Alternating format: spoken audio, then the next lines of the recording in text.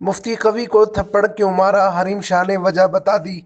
Tick tock girl Hareem Shah ने मारूफ आलिम दीन और रवैयत हलाल कमेटी के साबिक रुकन मुफ्ती अब्दुल कवी को थप्पड़ मारने की वजह बता दी।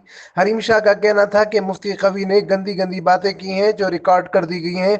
इनकी गुफ्तगू नाजीबा और घटिया थी। इनका कहना है कि मैं और मेरी दोस्त बैठे हुए बातें कर रहे थे और उन्होंने घटिया और दो नंबर बातें करना शुरू कर दी। हरीम शाह ने बताया कि मुफ्ती कवी गुज़िश्ता रोज से गलत किस्म की हरकतें कर रहे थे, जिस पर मैंने मुश्किल से बर्दाश्त किया हुआ था और सब्र का पैमाना लबरेज हुआ तो दोस्त के साथ मिलकर इनको थप्पड़ दे मारा। हरीम शाह ने मजीद बताया कि मेरी दोस्त आयशा और मैं बैठे हुए थे, उन्होंने बदतमीजी की जिस पर उन्हें मारा और इस पर कोई रंजो मलाल उसे नहीं है। जबकि मुफ्ती अब्दुल कवी जैसे मर्दों को सजाएं दें तो मुल्क में रेप ना हो।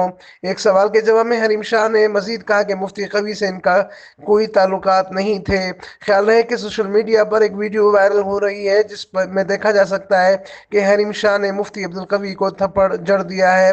बाद अज़ां हरीम शाह ने मुफ्ती कवी को थप्पड़ मारने की तस्दीक की और कहा कि उन्होंने ही थप्पड़ मारा है और क्यों मारा है इसका जवाब जल्द सबको मिल जाएगा। इस हवाले से मुफ्ती अब्दुल कवी का कहना है कि एक टीवी प्रोग्राम के लिए हरीम शाह और मुझे कराची बुलवाया गया था।